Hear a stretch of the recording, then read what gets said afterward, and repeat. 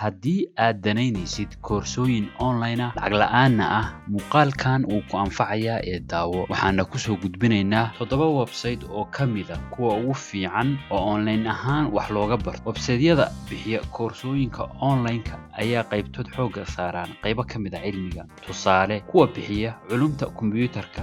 ama luqada gaar ah halka kuwa kale soo bandhigaan xogo badan oo kala duwan nambarka koobaad ee soo gudbintan waa waxaan.org Waxaan Academy waa hay'ad aan macaash doon ahayn waxaa la aasaasay sanadkii 2008 hadafkeeda ugu weyn waa soo gudbinta caalamka waxbarasho online ah sidoo kale lacag la'aan ah qof walbana awoodo inuu wax ka barto meesha uu rabo ha jooge xogta cilmi ee laga heli karo ayaa u dhaxaysa heer xanaano ilaa jaamacad dhanka kale luqado 20 ka badan ayay ku turjuman tahay xogta cilmi ee ku kaydsan Waxaan Academy Ingiriiskuna ugu horeeyo 2 waa openculture.com waa mid ka mid ah meelaha ugu fiican ee laga heli karo koorsooyin online ah oo gaaraya 1500 oo koorso sidoo kale lacag la'aan ah website-kan wuxuu ku xiran yahay qaybo ka mid ah jaamacadaha adduunka ugu caansan uguna fiican kuwaas oo bixinaya koorsooyinka iyo shahaadooyinka qaybtood 3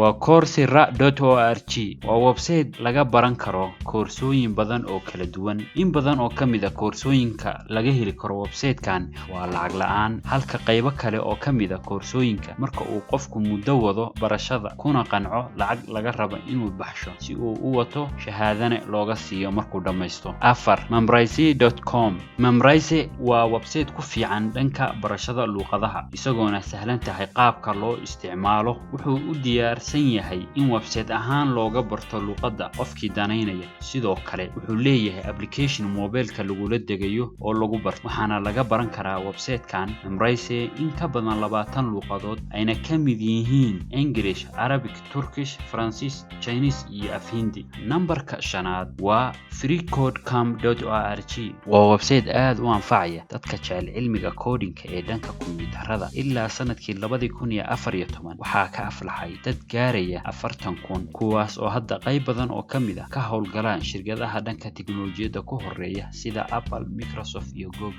6 waa udemy.com waa mid ka mid ah meelaha ugu fiican ee wax laga barto online ahaan in ka badan 150,000 oo koorso ayaa ku diyaar ah kuwaas oo tobanaan ka mid ah lacag la'aan yihiin halka kuwa kale lacag yihiin arday gaaraysa 295 milyan ayaa iska diiwaan gelisay website-kan waxbarasho si ay wax uga bartaan halka ay barayaal ka yihiin 57,000 macallimiin gaaraysa oo wax ku bara in ka badan 65 luqadood Udemy wuxuu leeyahay mobile application telefoonka looga baran karo casharada waxaana laga heli karaa Play Store-ka iyo App Store-kaba website-ka ugu dambeeya ee 7 waa extension.hartford.edu waxaa leh jaamacadda caanka ah ee Hartford waxaana laga heli karaa koorsooyin boqolaal ah kuwaasoo isugu jira kuwa lacag la'aan ah iyo kuwa lacag laga bixiyo inta badan website-yada bixiya koorsooyinka online-ka ah waxay u baahan yihiin in la iska diiwaan geliyo si ay kugu suurta gasho inaad wax ka baratid sababta ugu muhiimsan ay arinta u dalbadaan ayaa waxaa ka mid ah inay ka caawiso website-yada ogaanshaha tirada ardayda ku xiran dalalka ay joogaan iyo koorsooyinka ay danaynayaan halka aad ka daawanaysid xogta muhiimka ah waa channelka Faa'idaysan TV